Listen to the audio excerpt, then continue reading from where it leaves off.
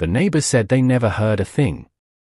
No shouting, no crying, just the quiet hum of a perfect home. But silence can lie. Behind that neat white door, Emily sat in the corner of her bedroom, her hands trembling as shattered glass sparkled on the floor. Her heartbeat was the only sound she could hear, loud, uneven, terrified. She pressed a towel to her bleeding lip, praying her husband wouldn't come back upstairs. Just an hour ago, she had been laughing while setting the dinner table. Daniel had told her she forgot the salt. It was such a small thing, but somehow, small things became reasons. The bruises weren't always visible. The words he used cut deeper than any slap could. "You're lucky I married you," he'd say. "No one else would want you." Every insult, every apology, every broken promise, she collected them like scars she couldn't show. Outside, the world saw a happy couple, hands held in church, smiles on Instagram. But inside, Emily lived a life of quiet fear. And as she stared at the blood on her fingertips, she whispered the words she was too afraid to say out loud. "I can't live like this anymore." The house was silent again. But that night, the silence wasn't peace. It was a scream. Before we go deeper into Emily's story, let me ask you something. Have you ever looked at a couple who seemed perfect, smiling in photos, laughing at parties, and felt something was off? Like behind those smiles, there was a shadow no one dared to see. That's the kind of story you're about to hear. It's not fiction. It's not a fairy tale. It's real life, the kind too many women quietly live every single day. If stories like this touch your heart, if you believe that every woman deserves peace, safety, and love, then pause for a moment. White right pointing back hand index, tap that like button. White right pointing back hand index, leave a comment with a heart emoji, red heart hash if you stand against domestic violence. White right pointing back hand index, and don't forget to subscribe so more people can hear stories that matter. Because these stories? They aren't just entertainment. They're voices for the silent. They're reminders that kindness can save someone's life. As you watch and listen, keep this in mind. Sometimes, the strongest people aren't the ones who fight the loudest. They're the ones who endure quietly, who wake up every morning pretending everything's fine, while carrying pain you'll never see. Emily's story is one of those. And once you hear what happened behind her closed doors, you'll never look at a happy couple the same way again. My name is Grace, and I was Emily's closest friend. We worked together at St. Mary's Hospital in Charlotte, North Carolina, a quiet town where everyone seemed to know everyone. Life there moved slow, filled with polite smiles, Sunday markets, and small talk over coffee. Emily was 28, a nurse with soft brown eyes and a heart so kind it could melt anyone's anger. She was the kind of woman who brought soup for her patients on her day off, who remembered birthdays, and who prayed for everyone else but forgot herself. We used to share lunch breaks, talking about everything from our dreams to the kind of men we hoped to marry. Emily always said she wanted someone gentle, someone who would make her feel safe. She believed in love, the kind that healed. Then came Daniel. He was 32, a software engineer who moved to Charlotte from Atlanta after his mother fell ill. He had a calm voice, a confident smile, and a way of making people feel like they mattered. He volunteered at the hospital sometimes, sitting beside patients and reading to them. When Emily met him, her eyes lit up in a way I hadn't seen before. She told me one afternoon, "Grace, I think I've finally met someone who sees me." At first, I saw what she saw. He was charming, respectful, thoughtful. Together, they looked picture perfect. They went to church on Sundays, held hands at the farmer's market, and posted little moments online with captions like "My Forever." No one saw the quiet warning signs. Not yet. In those early days, Charlotte looked peaceful, and Emily looked happy. If only I had known then, that behind her smile, the storm was already building. It started on a warm April morning, the kind of day when the air smells like new beginnings. Daniel's mother, Mrs. Harris, had just been admitted to the hospital for post-surgery care. Emily was assigned to her ward. She moved through the room with her usual calmness, checking vitals, adjusting pillows, speaking softly so her patients never felt like patients, just people. That's when Daniel walked in. Tall, neatly dressed, holding a bouquet of sunflowers. His voice was deep but gentle. "Good morning, nurse. I just wanted to thank whoever's been taking care of my mom. She says you're her angel." Emily blushed slightly and smiled.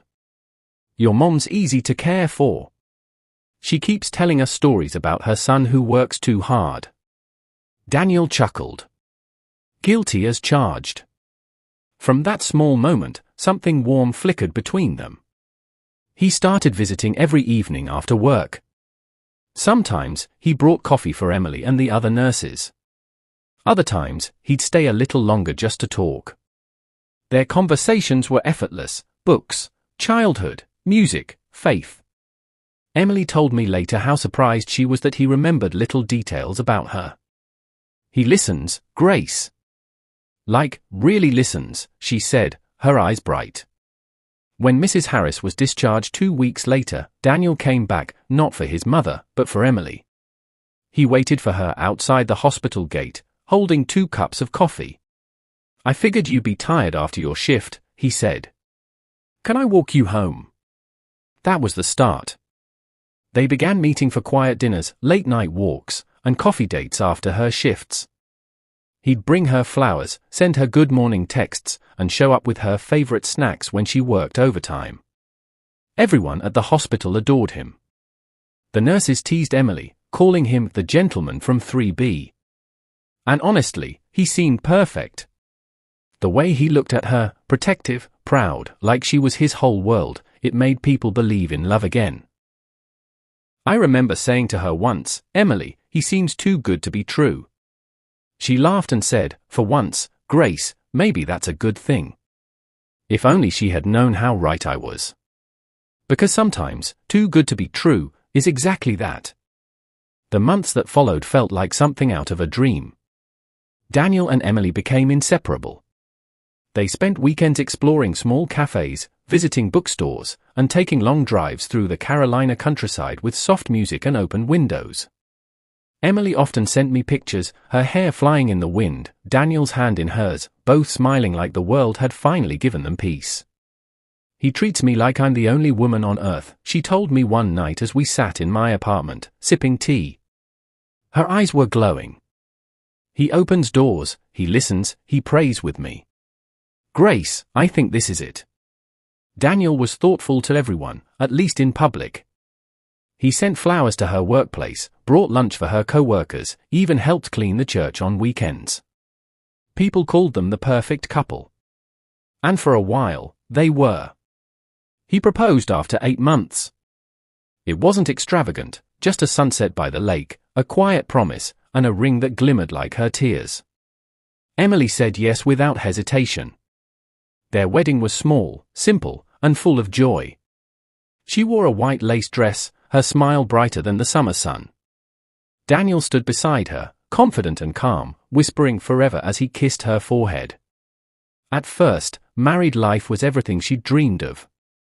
They bought a cozy little home on Willow Street, a white cottage with blue shutters, the kind you see on greeting cards. Every morning, Daniel made breakfast. Every night, they prayed together before bed.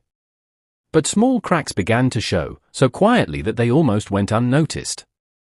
It started when Daniel didn't like her working night shifts. "You don't need to," he said softly. "I can take care of us." Then came his jealousy. He'd frown when she mentioned a male coworker or arrived home a few minutes late. Once, she told me how he deleted a friend's comment on her photo because it made him uncomfortable. At first, Emily brushed it off as care, love, even. "He's just protective," she said, smiling faintly. "He worries because he loves me." But little by little, his protectiveness became control. He wanted to choose her clothes. He wanted to know who she texted. He wanted to decide when she could see me. Still, she loved him. She believed love could heal everything, that patience and prayer could change a man's heart. When I saw her less and less, I told myself she was just busy being a wife. I didn't realize she was slowly fading, her laughter quieter, her eyes dimmer, her smile practiced. Emily once said, "Grace, I used to think love was supposed to make you feel safe. But now, I just feel small." I didn't know what to say then. I just hugged her and hoped that what she was feeling was temporary. But deep down, I think she already knew. The man she married wasn't the same man she met. The change wasn't sudden, it crept in slowly, quietly, like a storm you don't see until it's already overhead. Daniel began raising his voice more often. At first, it was small things, her forgetting to turn off the lights, leaving her shoes near the door, spending too long talking to a neighbor. His apologies came quickly, flowers, soft kisses, promises of "I didn't mean to." But every apology came with another bruise. Not always on her skin, sometimes in her heart. Emily started withdrawing. She stopped calling me as often, missed our coffee dates, and always had an excuse ready. "Daniel's just tired," she'd say. "He's been under pressure at work." Then came the night she showed up at my doorstep, her eyes red and puffy. "He got angry," she whispered, shaking. I broke a plate while serving dinner, he pushed me. I froze. "Emily, that's not okay." She shook her head quickly. "He said he's sorry. He didn't mean it." That was the beginning of the silence. From then on, she wore long sleeves, even in summer. Her once bright spirit dimmed. She stopped wearing makeup, saying Daniel didn't like it. When co-workers asked why she looked tired, she'd laugh it off, "Marriage life, it's a lot of cooking and little sleeping." One afternoon, I saw her in the hospital hallway. Her left wrist was bandaged. "What happened?" I asked. She forced a smile. I slipped in the kitchen. But her eyes told the truth. They were empty. At home, Daniel had become someone else entirely, possessive, cruel, unpredictable. He monitored her phone, deleted numbers, and checked her location. He'd tell her she was worthless, that no one would ever love her if she left. And the worst part? She believed him. Each time she tried to stand up for herself, his temper would explode, doors slammed, insults thrown like knives. And afterward, he'd cry, begging her forgiveness. "You make me crazy because I love you too much," he'd say. She started to believe that maybe she was the problem. Then one night, during a thunderstorm, I got a text from her at 2:14 a.m. "Grace, I'm scared." I tried calling, but no answer. The next morning, she texted again. "I'm okay. Please don't worry." But I did. Because when silence replaces laughter, something is terribly wrong. And Emily's silence was screaming louder than ever. It was a Friday night in late November. Rain hammered against the windows, thunder rolling like a warning from the sky itself. Emily had spent the evening preparing Daniel's favorite meal, spaghetti with garlic bread. She texted me earlier that day, saying, "He's been in a good mood lately. I think things are getting better." I wanted to believe her. But that night, everything shattered. Daniel came home late, smelling of alcohol. His tie was loose, his eyes cold and sharp. Emily greeted him softly, trying to keep the peace. "Hey, dinner's ready," she said with a smile. He didn't answer. He dropped his keys on the table and stared at her phone charging on the counter. "Who were you texting?" he asked. "Just Grace," she replied, her voice cautious. He stepped closer. "Show me." "Daniel, it's nothing." Before she could finish, he snatched the phone from the charger, scrolling through her messages. His expression twisted with anger. "You've been complaining about me again, haven't you? You think I don't see it?" She tried to explain, tried to calm him down, but the storm had already begun. His voice rose. Plates hit the floor. Emily backed away, hands shaking. "Daniel, please," she whispered. "You're scaring me." Then came the moment she'd feared for months, his hand across her face, sharp and sudden. She stumbled, hitting the edge of the table. He grabbed her arm, shaking her violently. "You think you can talk about me behind my back?" he shouted. She tried to break free, but his grip tightened around her throat. In that moment, she saw her life flashing, every promise, every apology, every time she told herself it would get better. And she realized, if she didn't escape now, she never would. With the last of her strength, she kicked him hard, breaking his hold. She ran into the bathroom, locked the door, and fell to the floor, gasping for air. Her trembling fingers found her phone. She dialed one number. Mine. When I picked up, all I could hear were her sobs. "Grace, help me. Please." I didn't think. I just ran. By the time I reached her house, police lights painted the street blue and red. Paramedics were already there. Daniel was in handcuffs, shouting, "She made me do it." And there, sitting on the porch wrapped in a blanket, was Emily, her face bruised, her hands trembling, eyes distant. When she saw me, she didn't speak. She just fell into my arms and whispered, "It's over." But the truth was, it wasn't over. It was just the beginning of her healing.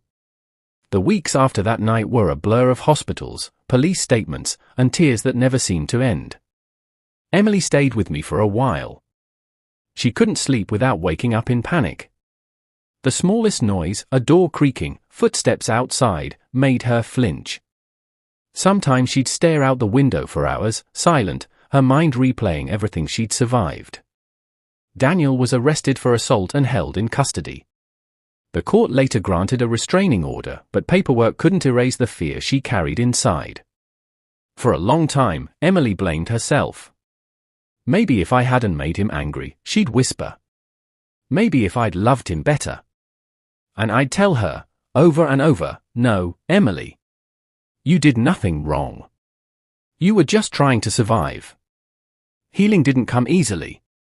There were days she wanted to go back, because familiarity, even painful, can feel safer than the unknown.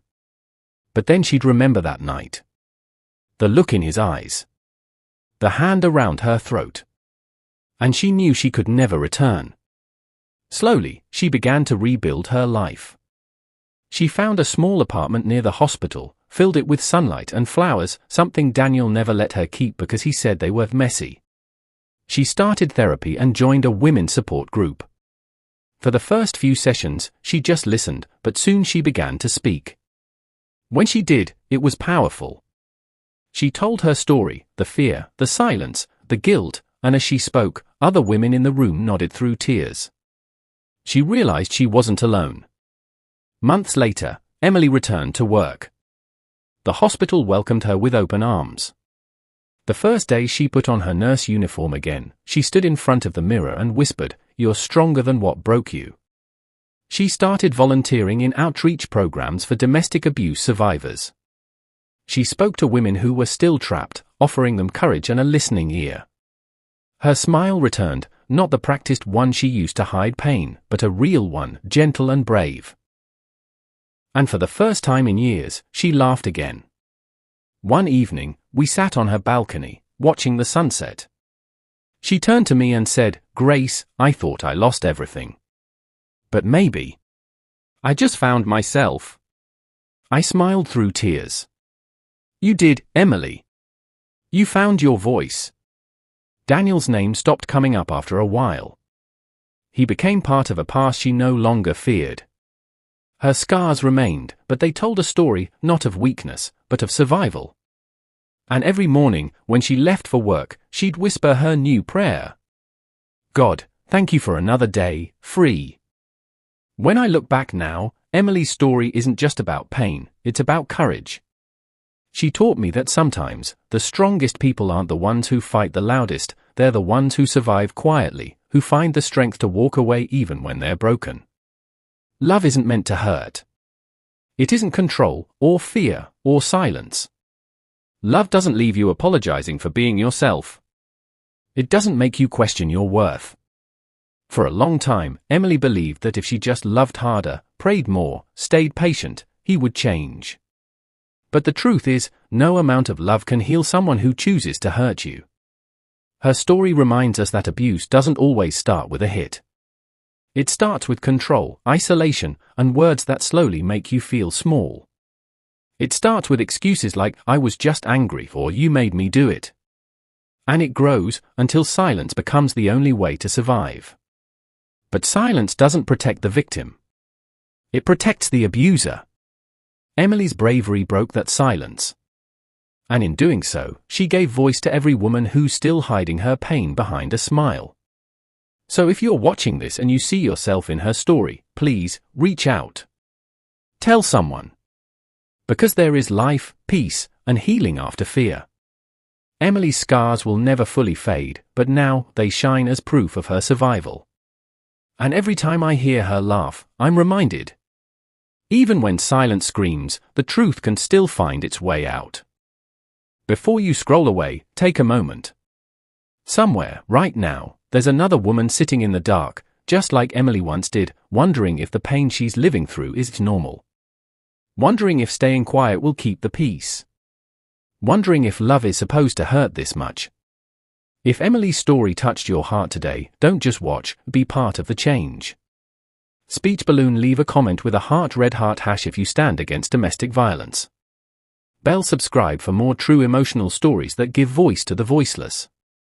Thumbs up sign, hit like to help this story reach someone who needs to hear it. Because you never know, your one click, your one share, your one comment could be the lifeline that reminds a woman she's not alone. And if you, or someone you know, is living through what Emily lived through, please, reach out for help. In the US, call 1-800-799-SAFE 7233, the National Domestic Violence Hotline. You deserve safety. You deserve love that doesn't leave scars. You deserve peace. Let's make silence impossible for abusers to hide behind. Let's make awareness louder than fear. Let's make survival something to be celebrated, not hidden. Because behind every closed door, there's a story like Emily's. And your voice could be the one that opens it.